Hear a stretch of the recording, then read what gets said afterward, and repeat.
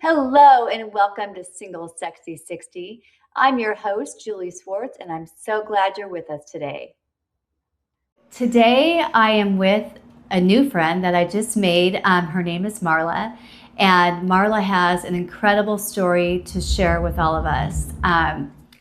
This is an honor to be here because your story is incredible and you have so much information that I think is going to resonate with so many of the viewers today. So thank you for doing this. You're welcome. Why don't we just start with, the marriages? I mean, are you comfortable with sharing that? Mm-hmm. Okay, because I think that that's part of your story. And I think that you had shared that your first marriage, you had 2 children, and then remarried later, and then lost that husband, and had another child there. So there's story in there. So go ahead. So I have 2 boys from my first marriage. We were married almost 10 years, and my oldest son is 36, and my other son is 30. And then we got divorced, and I was single for about 5-6 years, and then I met my second husband, Michael, and he was just such a good guy and so nice. And we, on our first date, we decided we wanted to have a daughter if we ended up working out. Wow, okay. And so we did. She is our honeymoon baby, and she is 21 years old now. And it was very difficult going through my first divorce, and my second husband really helped me navigate some things with that husband. And I finally got child support after not having child support at all for 6 years. So that was really nice. And then we had our daughter, and unfortunately my husband had a very serious medical condition, ulcerative colitis, Crohn's, and he had his 10th major surgery, October 2009, and then in 2010, August 2010, he passed away. Sorry to hear that. Yeah. After your husband passed away, you, I guess you said it's been about 10 years now, or 15 years? 16. 16 years now, okay. But during this time, you had found out that you have this cancer. In January of 2023, I flew to Kauai and back, and I started having really intense pain in my hips. And then I noticed I was having trouble plugging things into the wall, and then I started having some muscle spasms.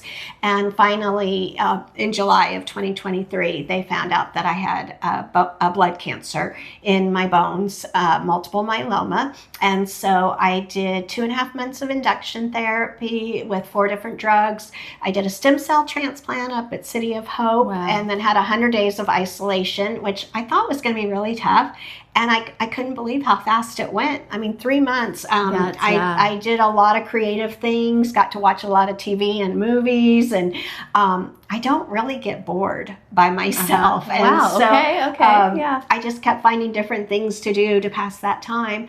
And then I have been on maintenance therapy for 2 years, and just January 22nd, I found out that I'm minimal residual disease, 10th to the -6, which means they couldn't find 1 in 1 million.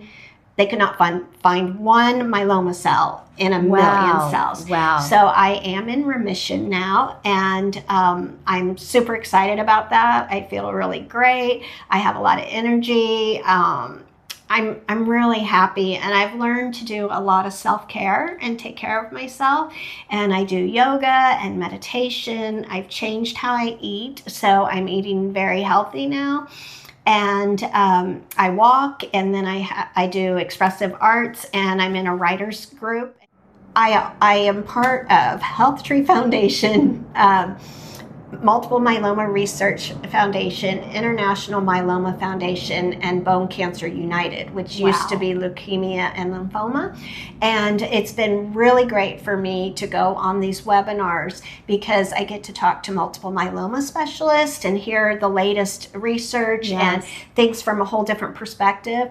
And so the webinars have just been so great. And there's also been in-person activities. And so that's been very helpful to go.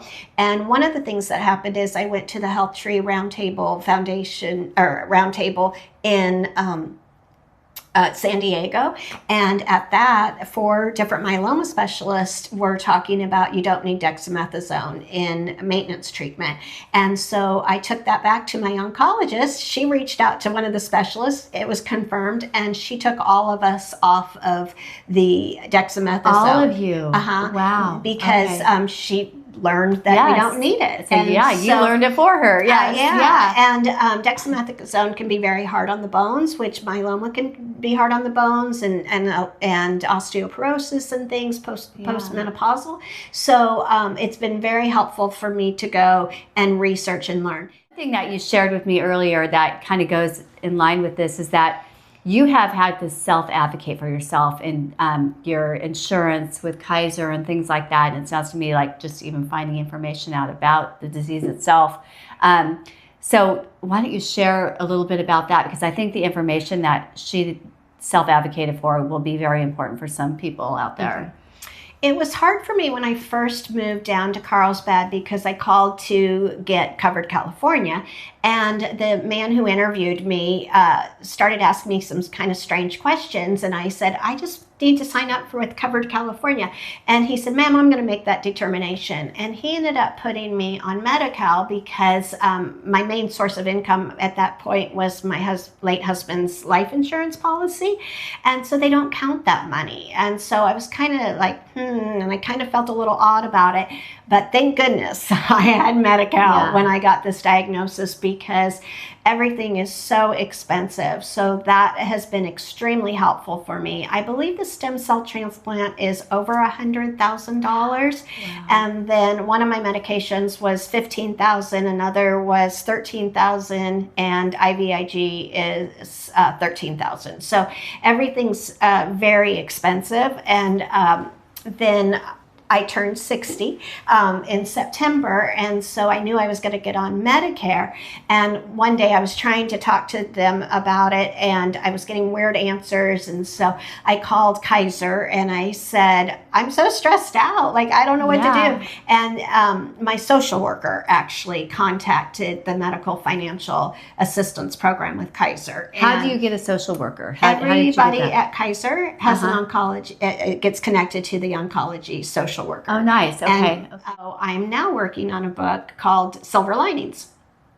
Oh, very cool. What's that about? So I'm collaborating with different cancer survivors, and I asked them the question, have you had any silver linings that have occurred from being diagnosed? This. Okay, yes. And almost everybody, I've had a couple who said, no, I'm in the midst of it still or whatever. Okay. And they tell me their silver linings and I write it up, or some like to write it themselves. And so that is what I want to do eventually, is put all of these stories into a book. Yes. And I think that it could be very helpful for other cancer survivors. Yeah, I love that. Yes, that's great. So we've gotten through the cancer. You are now in remission, and now it's time to reinvent your life, restart your life. And what's that going to look like?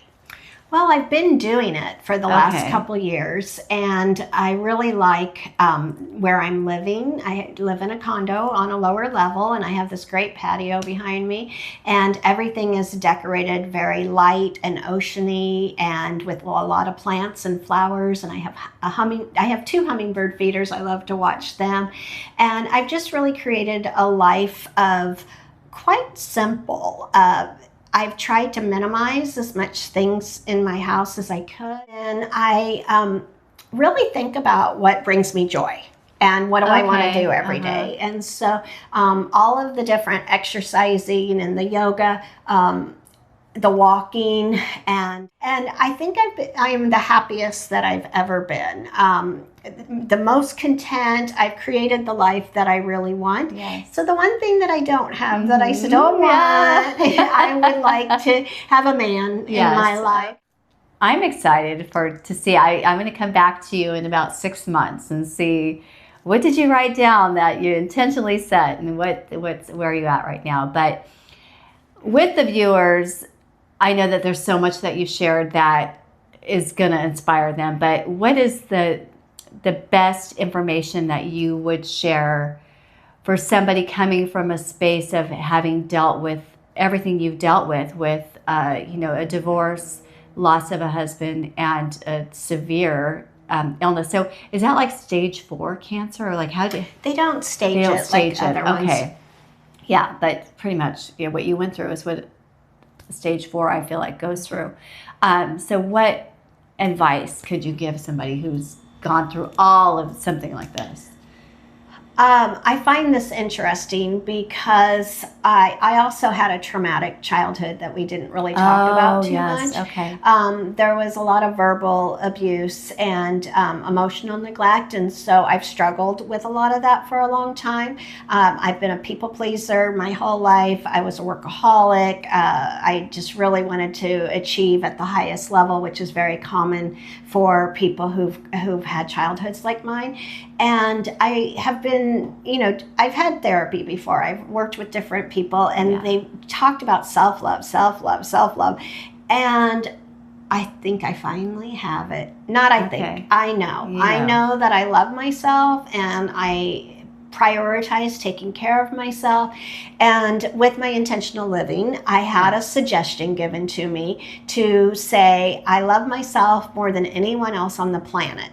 And I just had a physical reaction, like, no way can I say that. That is so selfish and self-centered, and I really resisted it. And so the facilitator said to me, would you be willing to try it for 1 week? Just try it for 1 week. Say, I love myself more than anyone else on the planet. Yeah.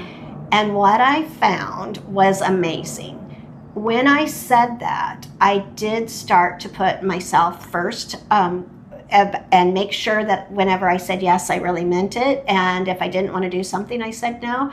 But what I found is that I was able to give up myself in a much better, loving way, unconditionally, than I ever had before. Yes. And I hadn't thought that I was conditional or manipulative or any of those things before, although I could be, and I knew that. I know. In general, yes, I didn't think that about myself. Right. But there was a huge shift when I did say that for a week. Yeah. And I was like, oh, wow, I now love myself, and I can give to others much more freely and authentically. Wonderful. That is absolutely incredible. I am going to try that and see if that works. Because you don't realize that first off, for women, we just give, and we don't even think about, our love tank empty, and we're still giving, and what we're giving probably isn't good because we're empty, right? So well, you can't give what you don't have. And I just had an experience with that yesterday, where I was wanting to give my sister, who passed away in 2018, compassion, because we grew up in the same household. But I had to do something first where I really felt compassion for myself. And it was a game changer yesterday, because I really felt that sadness for me losing my sister. I had felt that for my 2 nephews who she left, but I hadn't really felt it for me. And when I felt that for me, all of a sudden it just opened up, and I had true compassion for her. Yeah. So they say, put your own oxygen mask on first when we fly. Yeah. But I'm really finding that that's crucial in life. Yes. Mm-hmm. That was the best information I think I've heard so far, because it resonates with me, and I'm sure it's going to resonate with all of you. So I want to thank you so much for spending this time with me and sharing this story. And definitely I'm coming back to you for sure. And if anybody has any questions about any of this, the multiple myeloma, getting the insurance, how to do intentional living, I know that Marla would be happy to share any information. So just hit me up, and we'll get to you. Great. Okay. Thank you. Okay. Goodbye. Bye.